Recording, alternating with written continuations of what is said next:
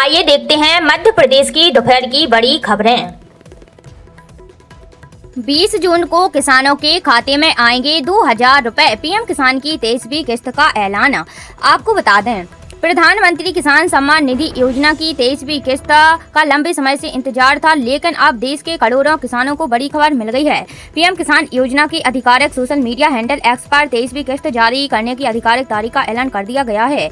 प्रधानमंत्री नरेंद्र मोदी 20 जून 2026 को पीएम किसान योजना की 23वीं किस्त जारी करेंगे। सरकार का कहना है कि यह राशि सीधे लाभार्थी किसानों के खातों में भेजी जाएगी, जिससे उन्हें खेती से जुड़ी जरूरतों को पूरा करने में मदद मिलेगी। खरीफ फसलों की बुवाई के समय मिलने वाली यह आर्थिक सहायता किसानों के लिए उपयोगी मानी जा रही है। जानकारी के मुताबिक पीएम मोदी पश्चिम बंगाल के हुगली जिले के तारकेश्वर से 23वीं किस्त जारी करेंगे। इससे पहले प्रधानमंत्री नरेंद्र मोदी ने 13 मार्च को योजना की 22वीं किस्त असम के गुवाहाटी से जारी की थी। बता दें कि इस योजना के तहत किसानों को हर साल तीन किस्तों में 6000 रुपए की आर्थिक सहायता दी जाती है और मध्य प्रदेश की किसान कल्याण योजना की 14वीं और 15वीं किस्त भी 20 जून के बाद जारी होने की संभावना जताई जा रही है। किसानों को एक साथ 4000 रुपए मिल सकते हैं।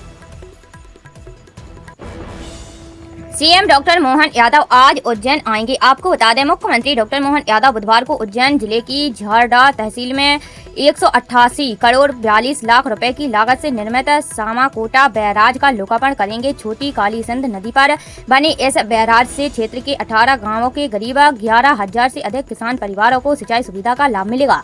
परियोजना की जल संग्रहण क्षमता 17.57 मिलियन घन मीटर है और इससे 7,236 हेक्टेयर कृषि भूमि में पाइप लाइन पद्धति से सिंचाई हो सकेगी।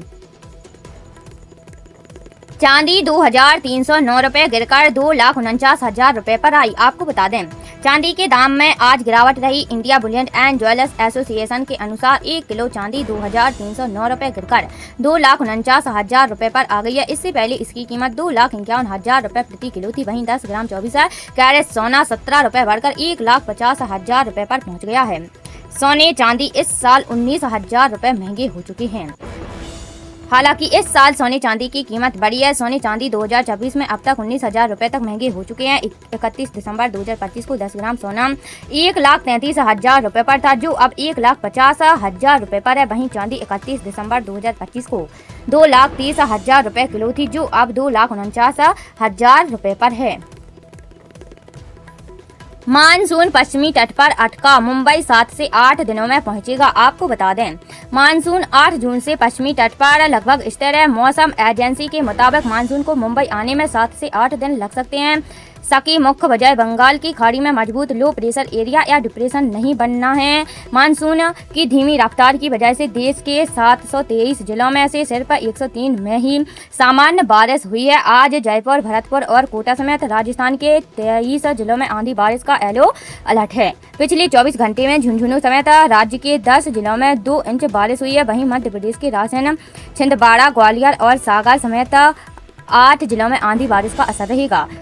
दिल्ली एनसीआर में मंगलवार को बारिश और तेज हवाएं चली। अधिकतम तापमान सामान्य से 6 डिग्री सेल्सियस तक कम दर्ज किया गया है, जिससे यह जून का अब तक का सबसे ठंडा दिन रहा। 4 जून को केरल में दस्तक देने के बाद मानसून 13 दिन में 19 राज्यों तक पहुंच चुका है।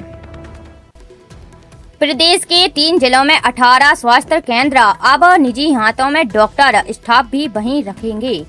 आपको बता दें, मध्य प्रदेश सरकार ग्रामीण और कस्बाई इलाकों में डॉक्टरों की कमी दूर करने के लिए सामुदायिक स्वास्थ्य केंद्रों का संचालन निजी संस्थाओं के जरिए करेगी। मुख्यमंत्री डॉक्टर मोहन यादव की अध्यक्षता में मंगलवार को हुई कैबिनेट बैठक में इस संबंध में पायलट प्रोजेक्ट को मंजूरी दी गई है। शुरुआती चरण में रीवा, देवास और गुना जिले के कुल 18 सामुदायिक स्वास्थ्य केंद्रों को पायलट प्रोजेक्ट में शामिल किया गया है। इन केंद्रों पर डॉक्टरों और अन्य स्टाफ की व्यवस्था भी संबंधित संस्था को ही करनी होगी।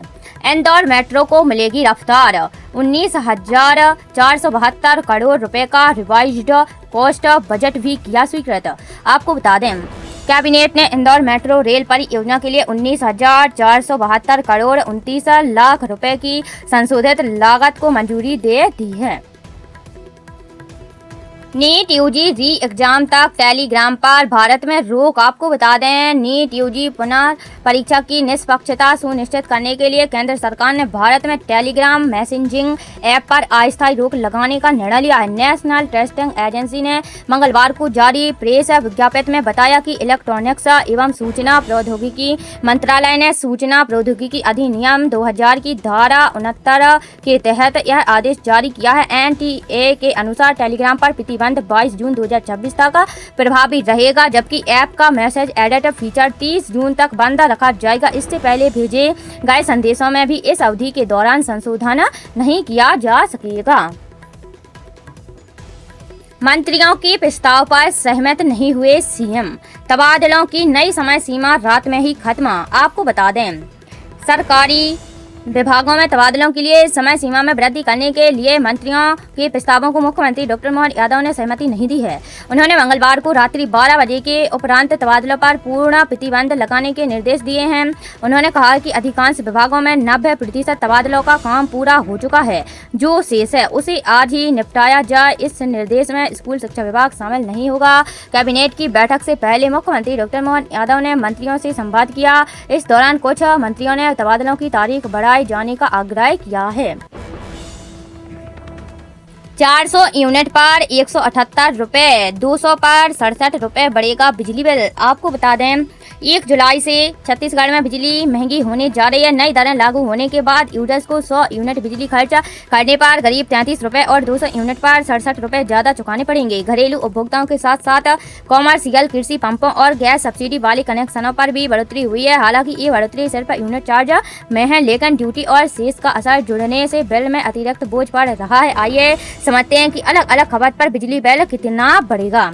इसका असर घरेलू उपभोक्ता पर 30 से 50 पैसे प्रति यूनिट तक बढ़ी दरें। घरेलू उपभोक्ताओं के लिए अलग अलग स्लैब में 30 पैसे से 50 पैसे प्रति यूनिट तक की बढ़ोतरी की गई है। 0 से 100 यूनिट और 101 से 200 यूनिट तक की खपत पर 30 पैसे प्रति यूनिट, 201 से 600 यूनिट तक की खपत पर 40 पैसे प्रति यूनिट और 600 यूनिट से अधिक खपत पर 50 पैसे प्रति यूनिट की बढ़ोतरी की गई है।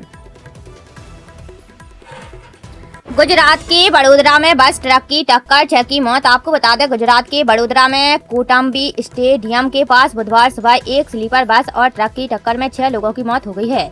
31 लोग घायल हैं। मृतकों में एक 9 साल का बच्चा भी शामिल है। शुरुआती जानकारी के अनुसार बालाजी ट्रेवल्स की लग्जरी बस राजस्थान के बांसवाड़ा से सूरत जा रही थी। बड़ोदरा में बस सड़क किनारे खड़े एक ट्रक से टक्कर हो गई। गुजरात में 2 बसों की टक्कर में 7 की मौत। आपको बता दें, गुजरात में सूरत जिले के बारडोली के पास 2 जून को 2 बसें टकरा गईं। हादसे में 7 यात्रियों की मौत हो गई है, जबकि 10 से ज्यादा घायल हो गए हैं। टक्कर के बाद एक बस के पलटते ही उसमें आग लग गई थी। दोनों बसें महाराष्ट्र की हैं।